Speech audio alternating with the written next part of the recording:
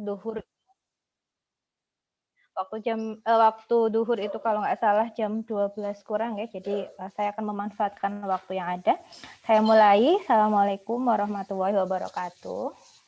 Waalaikumsalam. Waalaikumsalam warahmatullahi wabarakatuh.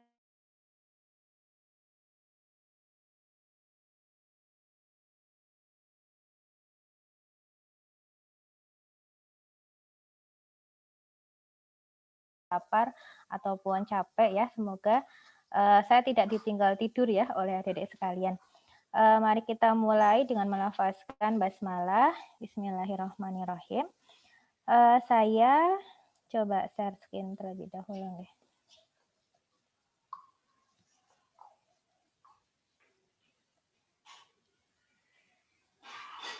Kelihatan? Terlihat, Bu. Oke.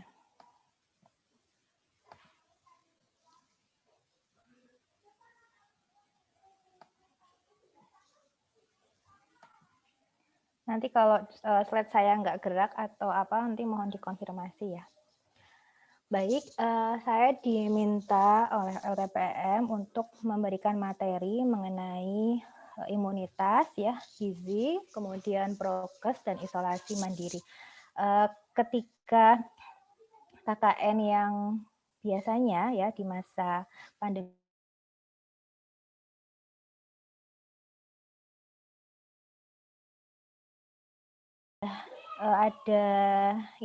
ada program tematik ataupun keilmuan yang memang dari program PHP 2D yang adik-adik sekalian usungkan. Tetapi tidak menutup kemungkinan ya program kerja atau program kegiatan mengenai kesehatan, baik itu imunitas, kemudian gizi, prokes, dan isolasi mandiri bisa dimasukkan juga di program tematik ya, ataupun bagi yang asal prodinya adalah kesehatan ya, itu bisa memasukkan program dan kegiatan ini ke dalam proker dari bidang keilmuan ya. Atau nanti juga bisa dimasukkan ke tematik ya, karena tadi beberapa program PHP 2 itu juga masih berkaitan dengan kesehatan, seperti tadi agrowisata, kemudian apalagi ya tadi ya, jadi bisa juga diselipkan mengenai program kegiatan terkait dengan kesehatan ya.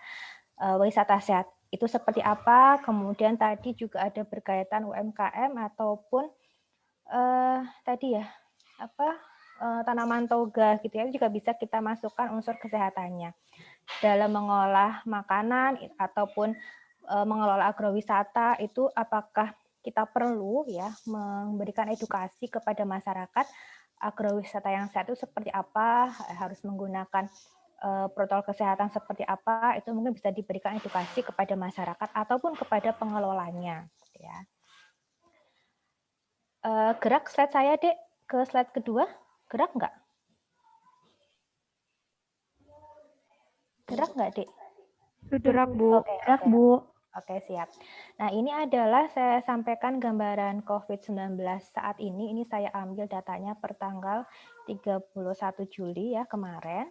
Bahwasanya memang untuk kasus COVID-19 ini belum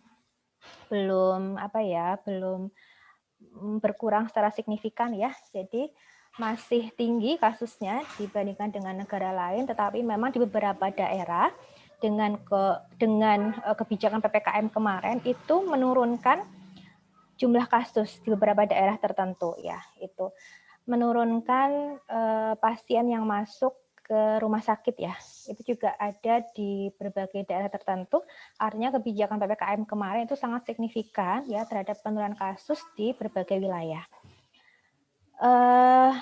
Kita lihat di sini bahwa dalam sehari kemarin tanggal 31 Juli itu ini data nasional ya, dalam satu hari itu ada penambahan kasus 37.000 ya dalam satu hari. Kemudian dalam satu hari pula ya ada 1.800 orang yang meninggal karena COVID-19 ya. Artinya apa? Kondisi saat ini belum baik-baik saja gitu ya. Jadi masih harus waspada ya, bagaimana caranya supaya kita tidak terkena atau tertular COVID-19 gitu. Nah, ini adalah gambaran virus di Indonesia dan juga di DIY. Jadi virus COVID-19 ini termasuk virus yang istilahnya double gitu nggih. Virusnya berbahaya gitu ya. Dia bisa bermutasi variannya sehingga ketika tadi bermutasi itu kemungkinan besar akan menjadi sangat berbahaya dibandingkan dengan varian yang sebelumnya gitu. Nah, dari waktu ke waktu ini juga banyak orang yang terkena COVID-19 karena memang perilaku atau kesadaran masyarakat terkait dengan COVID-19 ini masih rendah gitu ya, sehingga dibutuhkan edukasi terkait dengan COVID-19 seperti apa, pencegahannya harus bagaimana, itu yang harus atau bisa kalian lakukan ya saat nanti KKN PHP 2D. Tetap kita harus secara masif gitu ya untuk menanamkan edukasi kepada masyarakat, karena saat ini pun ketika banyak informasi yang diberikan ya, itu banyak informasi yang hoax gitu ya, artinya informasi yang tidak benar. Nah, sehingga itu membuat takut atau membuat masyarakat itu menyimpulkan hal yang tidak benar sesungguhnya ya terkait dengan COVID-19. Nah, ini adalah virusnya. Jadi virus itu sebenarnya dia memerlukan inangnya ya. Jadi kalau orang biologi mungkin lebih paham di sini. Jadi dia memerlukan inang untuk berkembang gitu ya. Nah, ketika di luar inang dia akan mati dan tidak bisa berkembang. Nah, virus ini yang menginfeksi manusia yang sehat ya dan bugar agar itu akan dilawan ya. Sebenarnya kita punya antibodi yang ada dalam tubuh kita gitu ya. Antibodi ini kita bisa melawan si virus corona tadi ya, sehingga apa? Ketika antibodi kita ini bagus, imunitas kita bagus, itu bisa melawan dan akhirnya kita tidak terinfeksi. Tetapi ketika imunitas kita sedang rendah, nah maka tadi imun kita atau antibodi kita tidak bisa melawan, sehingga apa? Virus tadi akan masuk ke dalam tubuh kita dan kemudian akan menginfeksi dan akhirnya akan menimbulkan gejala klinis. Nah, ini adalah kaitannya dengan imunitas dan vaksinasi ya. Jadi di tubuh kita itu sebenarnya sudah memiliki sistem imun atau kekebalan tubuh, di mana sistem imun ini dapat mencegah masuknya dan menyebarnya agen penyebab ya atau agen infeksius ke dalam tubuh manusia ya. Sehingga kita ini harus memiliki antibodi atau imun yang bagus supaya apa? Supaya kita bisa melawan si virus tadi supaya tidak menginfeksi tubuh kita. Ya. Nah sebenarnya di tubuh kita ini kan ada kulit, ya ada kulit. Nah kulit ini sebenarnya juga sebagai sistem kekebalan tubuh yang paling luar, ya. Ibaratnya ketika kita akan berperang, ya tentara itu kan membawa tameng, gitu ya. Atau kalau dalam film itu Kapten Amerika itu kan bawa tameng ya. Nah, itu adalah pertahanan pertama ya. Artinya apa? Pertahanan pertama yang paling luar. Sama hal dengan kulit. Kulit ini juga merupakan sistem kekebalan tubuh yang paling luar ya, yang sebagai tameng ketika agen infeksius itu atau agen patogen itu tidak bisa masuk melalui kulit ya, kecuali di kulit kita ini ada luka. Ya, ada luka atau melalui membran mukosa yang terbuka ya, seperti melalui mata, hidung itu bisa gitu ya. Nah kemudian sistem imun ini sangat diperlukan oleh manusia ya agar tubuh kita ini tidak sakit ya, terhindar dari kerusakan akibat agen infeksius tadi. Nah sebenarnya sistem imun itu ada dua. Yang pertama adalah sistem imun bawaan. Sistem imun bawaan kita ini ada dalam tubuh kita. Jadi setiap manusia itu memiliki sistem imun, namanya sistem imun bawaan, ya, yaitu antibodi. Nah, yang kedua adalah sistem imun dapatan. Ini yang kita dapat dari luar. Contohnya adalah dari vaksinasi. Nah, itu masuk dalam kategori sistem imun dapatan. Gitu. Nah, sistem imun bawaan itu atau zat kebal, ya antibodi, itu secara alamiah itu sudah ada di dalam tubuh seseorang. Ya, dia sebagai garda pertahanan pertama ya, sebagai perlindungan kita yang pertama, tetapi memang tidak bisa bertahan lama dan juga sifatnya adalah lemah, sehingga kita memerlukan sistem imun dapatan tadi. Dari mana? Dari vaksin COVID-19 tadi ya. Nah, karena ini sistem imun atau antibodi kita ini tidak spesifik ya, dia nggak spesifik antibodinya untuk COVID-19 saja, tapi dia secara general atau umum ya, tidak spesifik Sehingga apa? Dia akan bereaksi terhadap semua agen patogen, ya, tidak hanya untuk virus corona saja, tapi untuk semua agen penyakit atau penyebab penyakit. Karena dia nggak spesifik khusus untuk COVID-19, ya. Sehingga apa? Ketika sistem antibodi kita itu merupakan antibodi yang general, yang umum, nggak spesifik, itu dia tidak memiliki sifat memori imun, ya. Dia nggak tahu yang datang itu siapa. Yang penting dia adalah kuman atau virus, ya, atau yang penting dia agen penyakit, ya. Dia mengenalinya hanya sebagai agen penyakit saja. Ya, dia nggak tahu yang datang itu apakah virus corona ataupun bakteri ataupun jamur ataupun yang lainnya. Yang penting itu adalah sebagai agen infeksius, ya. Dia nggak bisa mengenali spesifik dia virus corona, dia virus pneumonia, ya, ataupun bakteri E. coli atau yang lainnya gitu. Jadi dia sifatnya general, ya, mengenalnya dia hanya sebagai kuman ataupun agen infeksius dari luar. Nah, yang berperan sebagai antibodi di sini adalah dalam tubuh kita itu adalah sel leukosit atau fagosit, ya. Itu adalah nama yang memiliki peran penting, ya, sebagai antibodi dalam tubuh kita. Nah, karena tadi sistem imun bawaan yang ada dalam tubuh kita itu tidak bisa mengenali, maka kita juga memerlukan sistem imun dapatan, ya. Didapat adalah dari vaksin, ya. Nah, saat ini sudah ada vaksin COVID-19, ya. Jadi ilmu kedokteran sekarang ini sangat maju, ya, sangat maju dengan pesat. Dalam waktu kurang lebih 1 tahun itu sudah muncul vaksin COVID-19. Berbeda ketika zaman dahulu gitu, ya, saat campak, saat polio, ya, ataupun sakit flu burung itu mungkin memerlukan waktu yang lama, ya, untuk membuat vaksin, ya, vaksin untuk penyakit tersebut.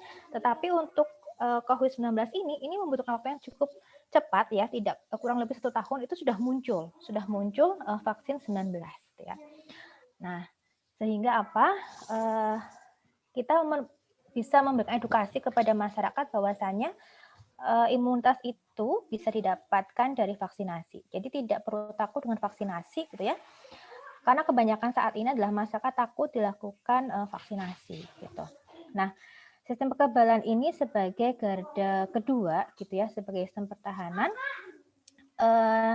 sebagai reaksi pertahanan setelah masuknya agen penyakit ke dalam tubuh seseorang. Nah, ini membutuhkan waktu sekitar 6-7 hari, ya, untuk terbentuknya antibodi yang khusus, ya, dia bisa mengenali si virus corona itu, gitu. Jadi kalau sudah diberikan vaksin COVID-19, dia bisa mengenali yang datang itu adalah si virus corona. Dia bisa mengenali, gitu. Begitu juga dengan orang yang sudah pernah sakit, ya. Orang yang sudah pernah sakit COVID-19 itu akan terbentuk antibodi spesifik untuk COVID-19, sehingga ketika ada virus corona yang akan masuk ke dalam tubuh, antibodi kita yang terbentuk pasca kita positif itu akan mengenali, gitu. Karena apa? Karena sistem imun dapatan itu dia punya memori, ya, Dia akan mengenali siapa yang datang itu, gitu. Nah, ini kalau tadi kan bawaan tadi kan dia garda kedua. Kalau dapatan ini bawaan tadi garda pertama. Kalau dapatan ini garda kedua, gitu, ya. Nah, kalau yang bawaan tadi itu tidak bisa bertahan lama, kalau yang sistem imun dapatan ini bisa bertahan lama dan juga sifatnya adalah kuat, ya. Kenapa? Karena dia memiliki sistem memori, ya. Nah, ini hubungannya apa antara antibodi dan virus? Jadi, apabila seseorang itu terkena virus, ya, itu biasanya didapat karena adanya kontak erat dengan orang yang sudah ada virus di dalam tubuhnya. Jadi kontak erat dengan orang yang sudah positif, ya, itu bisa tertular ketika kita memiliki kontak erat dengan orang tersebut, ya. Kemudian terkena droplet dari seseorang yang memiliki virus, ya, atau seseorang itu memegang benda-benda yang sudah terkena virus, kemudian memegang area hidung, mulut, dan ataupun mata. Nah, ini yang kadang tidak bisa kita hindari, gitu, ya. Kita menyampaikan bahwasanya saya kemarin pakai prokes ketat, saya pakai masker, selalu pakai masker, kemudian selalu cuci tangan, pakai hand sanitizer. Tapi kenapa kok saya positif gitu ya? Nah, bisa saja mungkin kita lupa ya, kita lupa sekian detik itu kita setelah megang benda misalnya ataupun salaman dengan orang lain tidak mencuci tangan lalu kemudian pegang hidung ya terus pegang mata. Nah, itu bisa masuk melalui area itu ya, membran mukosa yang ada di mata dan juga di hidung ataupun di mulut ya. Tetapi memang melalui benda tadi ini tidak tinggi penularannya gitu ya, dibandingkan dengan yang tadi terkena droplet ataupun kontak erat dengan orang yang positif. Nah, lalu virus itu akan masuk ke dalam tubuh seseorang ya melalui sel-sel di paru-paru gitu ya. Kemudian imunitas atau kekebalan tubuh yang ada di dalam tubuh kita ini sebenarnya akan melawan virus tersebut ya. Lalu kemudian pada hari ke-6 tubuh itu akan berhasil membentuk antibodi untuk melawan virus ya. Jadi pada hari ke-6 ini antibodi itu akan terbentuk ya, antibodi khusus pada antibodi COVID-19 ini. Tuh. Nah, lalu kenapa kok kita sudah punya daya tahan tubuh, kenapa bisa sakit gitu ya? Karena memang kondisi daya tahan tubuh kita ini tidak selalu bagus ya. Bisa saja suatu ketika ya imun kita ini bisa menurun. Nah, apa sebabnya sistem imun kita ini bisa menurun? Yang pertama adalah karena kita tidak mengkonsumsi makanan yang bergizi gitu ya. Nah, ini yang terutama bagi adik-adik yang perempuan nih ya. Jadi biasanya kan nggak mau makan ya, takut gemuk gitu. Nah, sehingga dia nggak mau makan. Akhirnya apa? Dia tidak ada makanan yang bergizi yang masuk ke dalam tubuh kita gitu. Sehingga itu bisa juga menurunkan daya tahan tubuh kita gitu ya. Lalu kemudian stres. Nah, stres ya. Orang berpikiran terlalu apa ya? Terlalu kita takut boleh tapi tidak perlu fobia gitu ya dengan COVID-19. Yang ada malah nanti kita akan berujung ke stres ya. Nah, ketika stres ya psikologis kita terganggu itu juga bisa menurunkan imunitas dalam tubuh kita ya, sehingga usahakan kita ini selalu bahagia gitu ya. Kenapa? Karena dengan bahagia itu bisa meningkatkan imunitas tubuh kita gitu ya. Lalu kemudian beberapa hal yang lainnya ya, seperti misalnya kurang tidur. Nah, ini juga. Jadi adik-adik, saya yakin masih banyak ya dari kalian ini yang sukanya bergadang gitu ya. Jadi kalau bisa itu tidur secukupnya ya. Artinya sesuai dengan kebutuhan misalnya gitu. Jadi tidak setiap malam begadang gitu ya, sehingga mengakibatkan kurang tidur dan ini akan mengakibatkan daya tahan tubuh kita ini menurun gitu ya. Jadi bagi adik-adik tetap konsumsi makanan yang sehat ya, karena kalau makan yang nggak sehat itu akan menyebabkan daya tahan tubuh kita menurun. Kemudian tidur harus cukup ya, karena kalau kurang tidur itu juga bisa menyebabkan imunitas kita menurun. Lalu kelola stres ya. Jadi jangan sampai kondisi kita stres sehingga kita bisa menurunkan daya tahan tubuh. Nah, saat ini sudah ada vaksin COVID-19. Ada yang sudah divaksin dari kalian? Atau masih banyak yang belum divaksinasi? Sudah vaksin belum? Dari Sudah, kalian? Ibu. Alhamdulillah sudah. Sudah, Ibu. Alhamdulillah gitu ya. Jadi apalagi kita ya kalian sebagai mahasiswa, tentunya ini sebagai agent of change ya. Jangan sampai justru kalian menyebarkan berita yang membuat masyarakat ini nggak mau melakukan vaksinasi gitu ya. Jadi dengan kalian sudah vaksin itu juga bisa menjadi role model bagi masyarakat nantinya di lokasi KKN kalian, bahwasanya saya juga udah divaksin nih, tidak ada hal yang serius, saya tidak sakit setelahnya. Ketika ditanya, tapi kemarin demam nggak, Mbak? Itu kan sakit. Nah, itu bukan penyakit. Demam itu bukan penyakit. Demam ini hanyalah gejala klinis gitu ya. Nah, efek atau dampak dari atau pasca dari vaksin itu hal yang wajar ya. Hal yang wajar seperti misalnya nyeri pada bekas luka tusukan jarum, kemudian demam, menggigil misalnya, itu hal yang wajar. Kenapa? Karena kan bagaimanapun juga vaksin adalah benda asing ya. Benda asing masuk dalam tubuh kita ya, itu tentunya tubuh kita kan memberikan reaksi gitu ya. Ya tadi reaksinya ya, ada nyeri, ada demam, itu hal yang wajar gitu ya. Jadi kita sebisa mungkin memberikan edukasi kepada masyarakat bahwasanya vaksin ini juga sangat penting sebagai upaya pencegahan dari COVID-19. Nah, saat ini sudah banyak vaksin yang digunakan di Indonesia ya. Sinovac, AstraZeneca ya. Kemudian yang sekarang yang untuk usia 12 tahun remaja itu juga menggunakan Sinovac ya.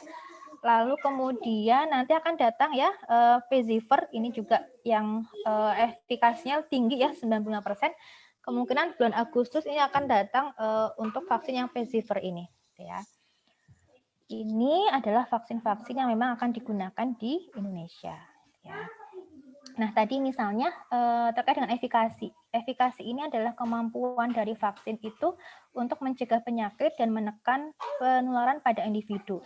Jadi kalau dikatakan efikasinya adalah 65% ya, maka dia menunjukkan bahwasanya 65% itu bisa untuk menurunkan kejadian COVID-19 gitu ya. Jadi tapi tidak kemudian lalu kamu Sinovac lebih rendah, bukan seperti itu. Jadi sama, artinya apa?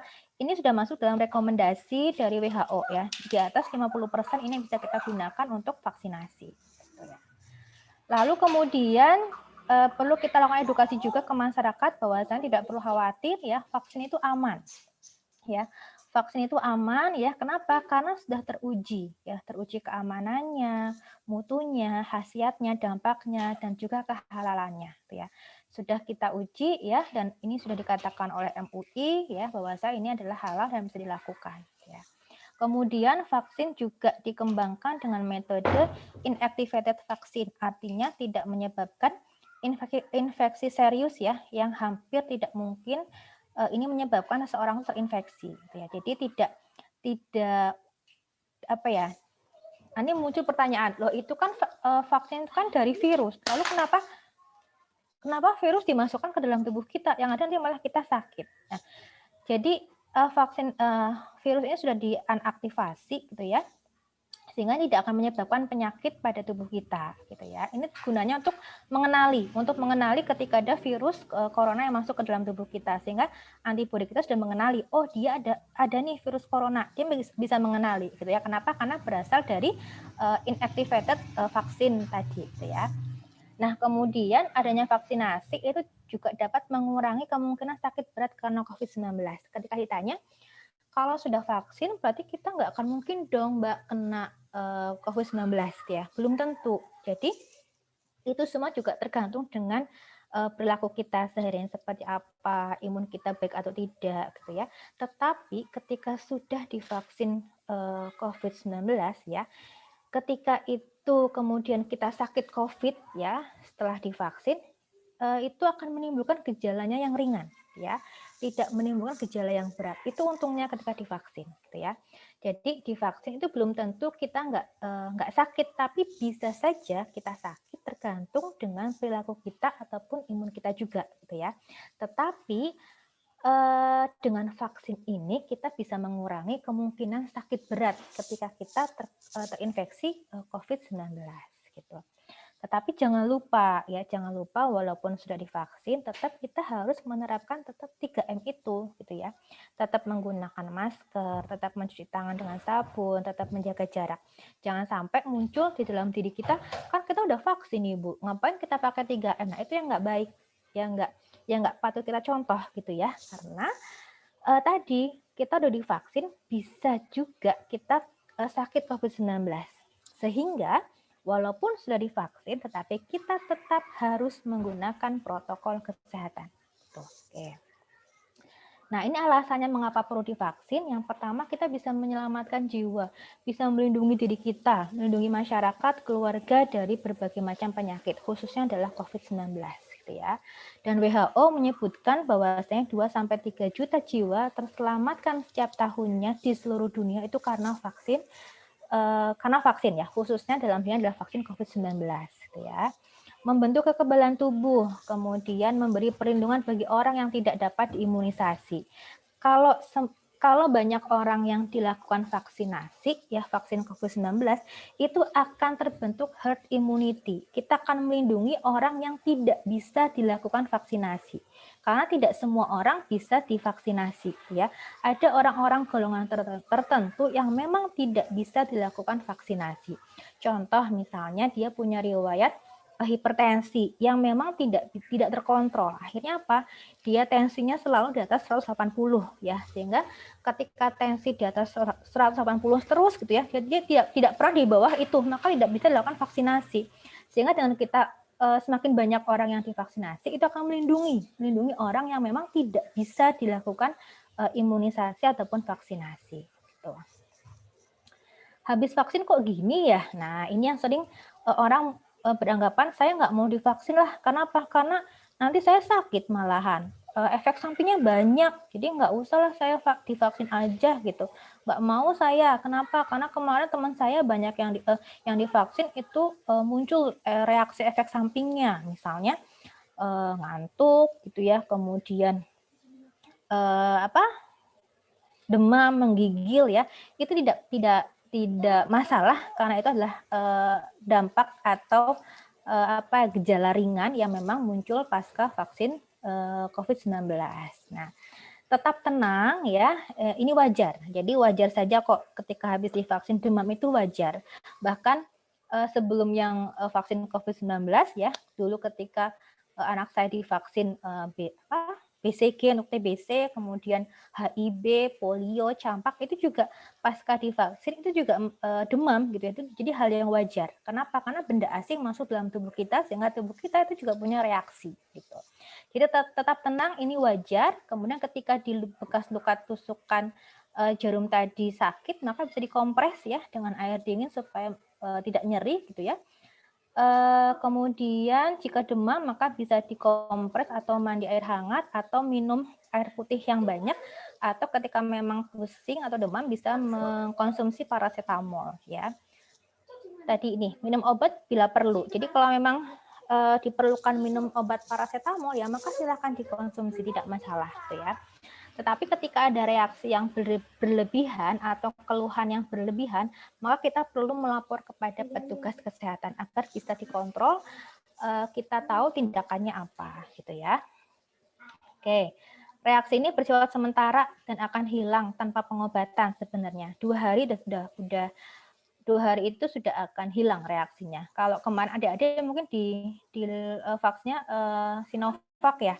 Sinovac itu jauh lebih ringan ya dibandingkan dengan AstraZeneca. Ya, kalau Sinovac itu ringan ininya, kipinya atau efek sampingnya. Tapi kalau AstraZeneca kemarin itu adalah ringan sampai dengan sedang. Dan itu berlangsung selama 2 hari saja. Setelah itu juga akan hilang ya tanpa pengobatan. Ya mungkin cukup diberikan dengan paracetamol ketika ada demam gitu ya ataupun menggigil. Nah, apa yang harus dilakukan sebelum, selama, dan setelah vaksinasi, ini yang perlu kita lakukan, gitu ya. Jadi, sebelum vaksin kita harus menjaga kondisi tubuh kita supaya tidak sakit, gitu ya. Dan pasti akan di-screening sebelum dilakukan vaksinasi, akan di-screening demam atau tidak, punya riwayat penyakit atau tidak, gitu ya. Itu akan ditanyakan oleh petugas kesehatan. Nah, banyak berita yang muncul adalah itu kok habis divaksin dia meninggal misalnya, ataupun sakit yang berlanjut ya. Nah, itu juga perlu di cross check kembali ya. Apakah sebelum dilakukan penyuntikan atau vaksin itu dia tidak jujur ya, dia kondisinya seperti apa gitu ya. Jadi kita harus jujur kepada tenaga kesehatan seperti apa kondisi kita. Ketika memang kita tidak masuk dalam kriteria untuk divaksinasi, ya maka kita jangan dipaksakan dulu ya, sambil menunggu kondisi kita ini sehat, benar-benar sehat dan bisa dilakukan vaksinasi gitu ya. Oke. Nah, upaya apa lagi yang bisa kita lakukan untuk meningkatkan imunitas? Yang pertama adalah konsumsi vitamin dan mineral, tidur dan istirahat yang cukup, olahraga, sikap dan persepsi yang benar ya. Kenapa? Karena supaya kita bisa mengurangi stres dalam diri kita. Kemudian nutrisi dan diet. diet ini bukan diet tidak makan sama sekali ya, tapi diet ini adalah mengatur pola makan yang akan kita konsumsi gitu ya. Tentunya adalah dengan pengelolaan yang mengandung gizi gitu ya. Oke. Ini konsumsi beberapa vitamin dan mineral yang memang bisa meningkatkan imunitas kita ya. Ada vitamin A. Vitamin A ini bisa menjaga keutuhan struktur membran sel dan juga bisa membentuk proses ya kekebalan tubuh. Kemudian vitamin B ini juga bisa membentuk zat kebal dalam tubuh. Vitamin C dan E ini juga bisa bersifat sebagai antioksidan sehingga ini bisa menghasilkan sistem kekebalan tubuh dan juga bisa sebagai antioksidan ya untuk ini menghilangkan radikal bebas yang ada dalam tubuh kita, gitu ya. Lalu kemudian vitamin D ini juga bisa dibutuhkan sebagai proses kerja sel T dalam antibodi kita, gitu ya. Biasanya adalah didapat dari sinar matahari, ya, sehingga kemudian muncullah solusi ya ataupun intervensi. Kita harus berjemur, gitu ya, di jam-jam tertentu, ya, ataupun kita mengkonsumsi makanan yang mengandung vitamin D. Mineral, zat besi ya dan juga zinc ini juga diperlukan untuk pembentukan sel kekebalan tubuh dalam tubuh kita gitu ya. Jadi kalau memang ada masyarakat yang memang tidak bisa divaksinasi karena kondisi tubuh mereka, maka bisa diinduksi ya imunitasnya menggunakan zat gizi tadi ya. Perbanyak makanan yang mengandung vitamin tadi ya, A, B, C, D dan E, kemudian yang mengandung zat besi, zinc maupun selenium. Kenapa? Karena ini bisa membentuk zat kekebalan tubuh yang ada di dalam tubuh kita. Sehingga bagi adik-adik yang perempuan nih biasanya ya, jangan tidak makan ya, tetap harus makan sesuai dengan usia kita ya. Kemudian yang mengandung zat yang bergizi tadi gitu ya. Supaya apa? Supaya kekebalan tubuh kita juga tetap terjaga gitu ya. Tidur dan istirahat yang cukup ya, jangan bergadang, kemudian bisa olahraga yang rutin dan sikap dan persepsi yang benar supaya apa? Supaya kita terhindar dari stres gitu. Oke, ini nutrisi dan diet. Jadi ketika kita kekurangan zat gizi, ini kita akan mengakibatkan defisiensi zat gizi ya, yang itu sebenarnya zat gizi ini dibutuhkan ya untuk membentuk zat kekebalan tubuh kita. Nah, kalau kita makan itu tidak bergizi, maka kita tidak akan terbentuk zat kekebalan tubuh yang ada di dalam tubuh kita ya. Maka kita harus mengkonsumsi makanan yang memang mengandung gizi ya. Nah, tetapi ya ketika kelebihan gizi atau obesitas ini justru malah akan memicu penyakit degeneratif ya, yang akan menurunkan kadar kebal atau antibodi dalam tubuh kita. Jadi kekurangan juga nggak baik, kelebihan juga tidak baik ya. Jadi jangan meniru yang di gambar pertama nih. Ya, ini semua adalah karbo gitu ya. Nah, kita harus makan sesuai dengan makanan yang sesuai dengan usia kita ya, kemudian mengandung zat gizi tadi ya, vitamin, mineral ya, karbohidrat, protein itu semua harus ada dalam makanan. Kemudian tidak berlebihan ya, karena kalau berlebihan itu justru akan memicu penyakit yang lain seperti penyakit degeneratif gitu ya.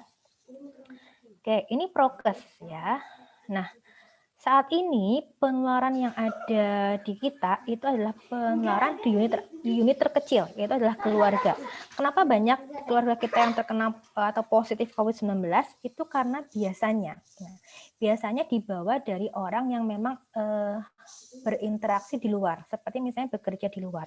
Ketika dia keluar dari rumah, bekerja ataupun melakukan aktivitas lainnya, kemudian pulang ke rumah, bisa saja dia membawa virus tadi, sehingga banyak dari kita, keluarga kita yang akhirnya adalah positif COVID-19. Beranggapan bahwa seperti ini, saya tidak kemana-mana, saya di rumah saja, tapi kenapa saya positif? Tadi bisa saja ya di antara keluarga kita ya ada yang interaksinya di luar, kemudian dia masuk ke rumah ya tidak menerapkan prokes misalnya, maka dia akan membawa virus tadi ke rumah dan akan menularkan sesama anggota keluarga kita gitu ya. Kenapa? Karena biasanya orang yang aktivitas di luar itu mungkin gini, saya itu kerja di luar tapi menggunakan prokes ketat, misalnya saya pakai masker, saya selalu cuci tangan, kemudian pakai hand sanitizer. Tapi kenapa kok saya positif ataupun membawa virus tadi? Ya, bisa saja sepersekian detik tadi saat kita makan di area publik, itu bisa saja disitulah waktunya, momennya kita tertular dari orang lain gitu. Nah, ini yang biasanya terjadi adalah seperti ini ya. Kalian biasanya kumpul-kumpul ya dengan teman-teman kalian pakai masker, tapi kan ketika makan nggak mungkin masker masih kepake ya, pasti akan dibuka ya, makan, kemudian sambil ngobrol. Nah itu ya, jadi kalau memang mengharuskan kita ada di area publik kemudian makan, usahakan nyari tempat yang tersembunyi. Artinya apa? Nyari lokasi yang memang tidak banyak orang gitu ya. Kemudian ketika makan itu juga usahakan jangan sambil ngobrol gitu ya. Oke. Ini transmisinya adalah tadi saya sampaikan bahwasanya di unit sosial terkecil yaitu klaster keluarga. Ya. Jadi kenapa banyak anak kecil ya, anak yang terkena COVID-19 karena tertular dari orang tua tadi ya, orang tua yang beraktivitas di luar pulang ya tanpa dia sadari ternyata dia sudah membawa virus COVID-19 ini. Ini klaster keluarga ya, sudah banyak sekali saat ini yang sakit ya karena memang munculnya adalah dari klaster keluarga. Oke, ini klaster keluarga ya. Jadi kita perlu waspada tadi ya dengan menggunakan prokes yang ketat ya. Supaya apa? Supaya kita bisa menjaga diri kita, keluarga dan juga masyarakat. Oke.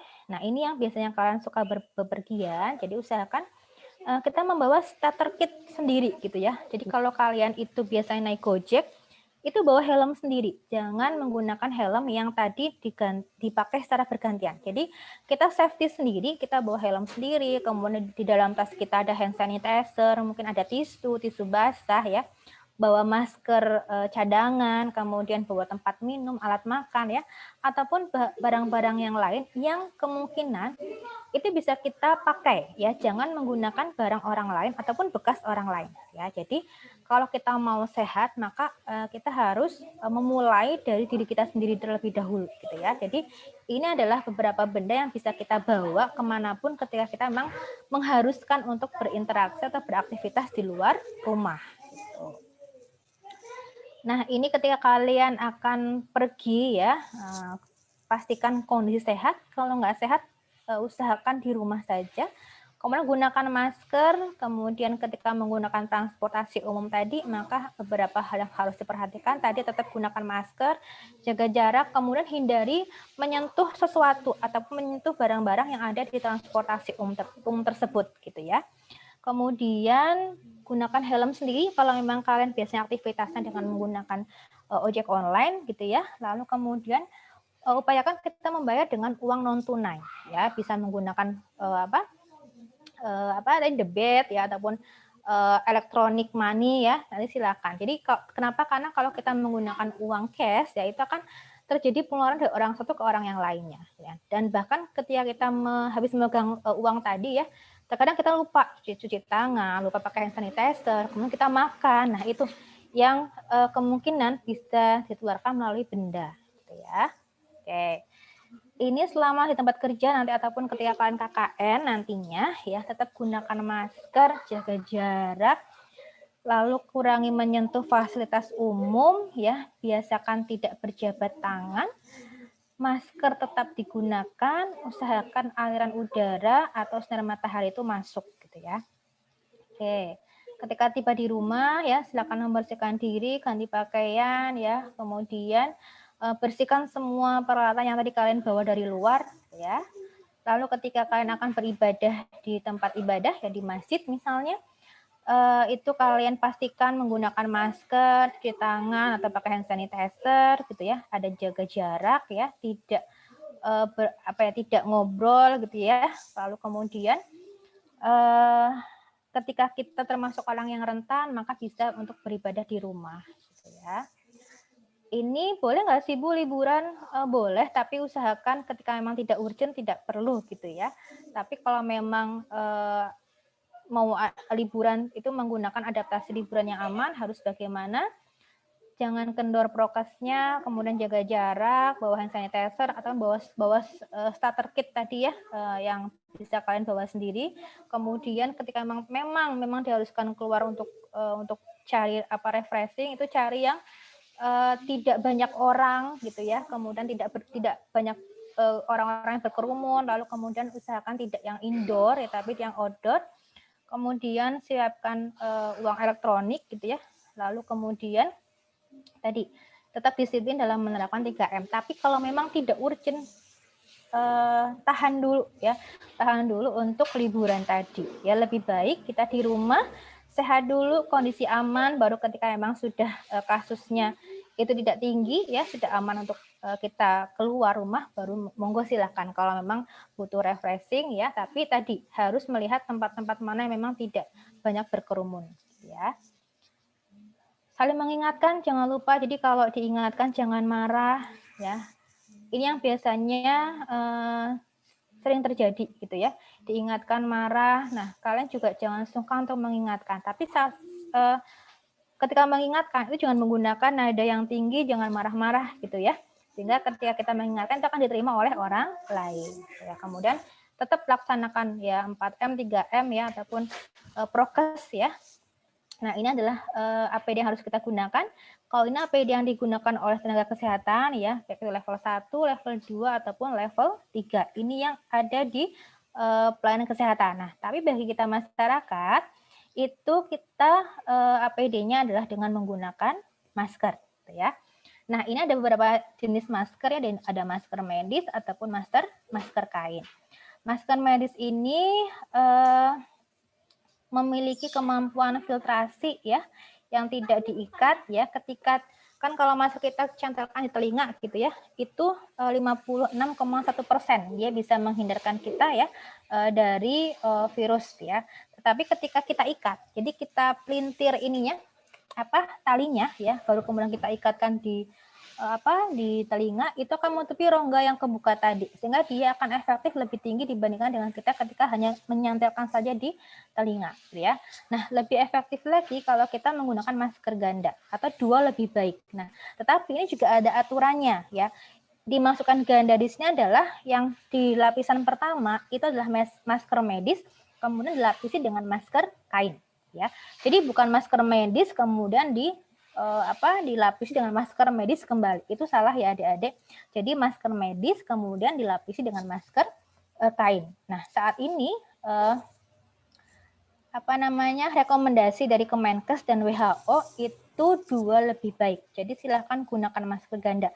Besok ketika adik-adik KKN, ini tolong dipraktekkan ya. Jadi gunakan masker ganda ya ketika kalian akan aktivitas di luar rumah. Ini akan lebih efektif untuk menjaga kita ya dari virus COVID-19 tadi. Oke. Nah, kenapa sih pakai masker ganda? Karena berdasarkan hasil studi yang dilakukan oleh CDC ya, ini bisa menunjukkan penggunaan 2 lapis masker dapat menghalangi 90% lebih ya partikel yang berpotensi menularkan gitu. Nah, ketika Bu, saya cuma bawa 1 saja masker medis, lalu bagaimana ya caranya? Maka tadi dengan diikat, Dek. Jadi disilangkan dulu nih talinya, kemudian baru dicentelkan ke telinga. Kenapa? Karena ini bisa mengurangi rongga.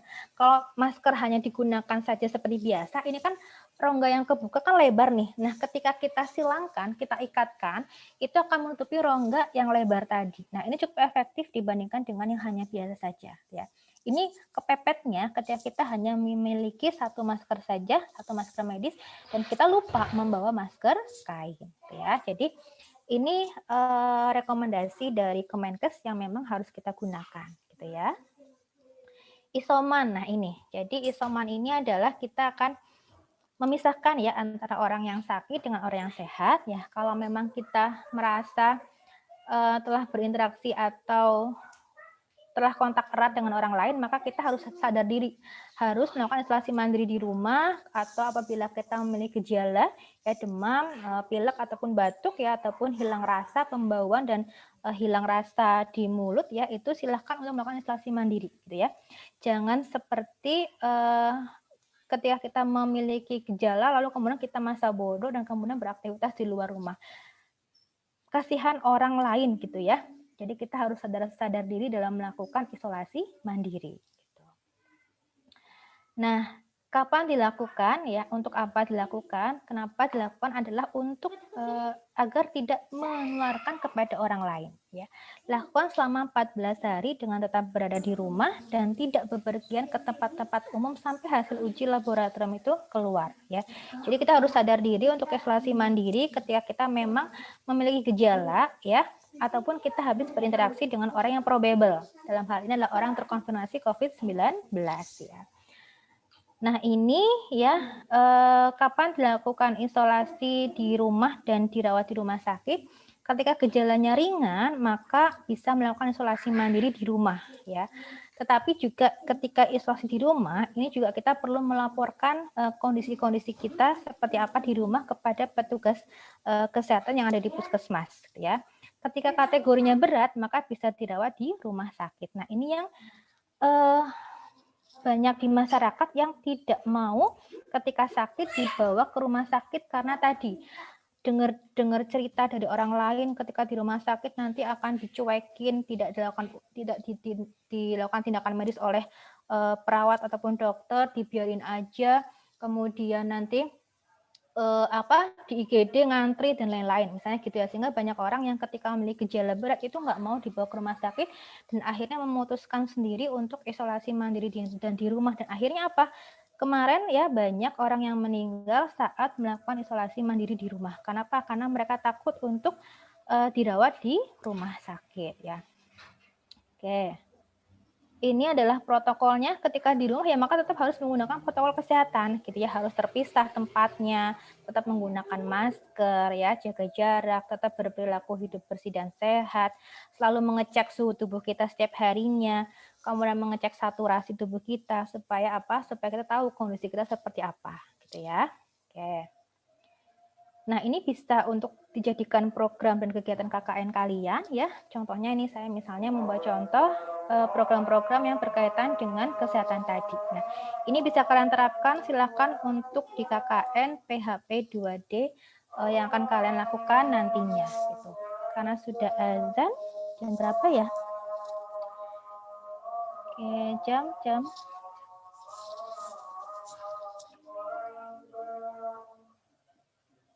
Oke, sudah jam 11.48 ya. Ini sudah selesai sih apa materi saya ya. Sekali lagi, saat nanti adik-adik melakukan KKN, mohon untuk tetap melakukan protokol kesehatan dengan disiplin ya. Masker tadi double ya adik-adik. Masker medis yang di dalam, kemudian dilapisi dengan masker kain, gitu ya. Kemudian jangan dilepas ya. Ketika kalian akan berbicara juga jangan dilepas gitu, tetap digunakan ya, jangan dilepas, tetap digunakan karena takutnya nanti akan terjadi penularan ketika kalian sedang menyampaikan materi ya ataupun berinteraksi dengan orang lain. Mungkin itu yang bisa saya sampaikan karena sudah azan ya. Ada yang mau tanyakan untuk materi ini adik-adik? Atau sudah paham semua? Ada. Halo? Sudah ini semua paham semua mengenai materi ini? Ada yang belum? Oke, karena ini udah hal yang umum ya adik-adik ya. Yang perlu tadi saya yang diperhatikan adalah kita ya, kesadaran kita ya, tetap menggunakan masker, kalian bawa hand sanitizer di tas kalian ya, jangan sampai kalian lupa membawa hand sanitizer karena belum tentu di fasilitas publik umum ya itu ada tempat cuci tangan gitu. Jadi bawa sendiri hand sanitizer, tisu ya, ataupun peralatan yang lainnya yang bisa kalian bawa secara individu. Gitu ya adik-adik. Ya coba dulu, siapa? Ada yang mau ditanyakan atau sudah cukup? Cukup? Nggak ada? Mungkin cukup, Bu. Sepertinya cukup, Bu. Baik ya, karena sudah azan duhur ya waktunya ya, maka saya cukupkan. 8.200. 16.202. Oh, ada yang mau bagi-bagi uang nih, 16.000. Siapa merasa apa, Bang? Oke. Ayo, Oke, jika sudah dirasa cukup, mari kita tutup dengan baca hamdalah. Alhamdulillah.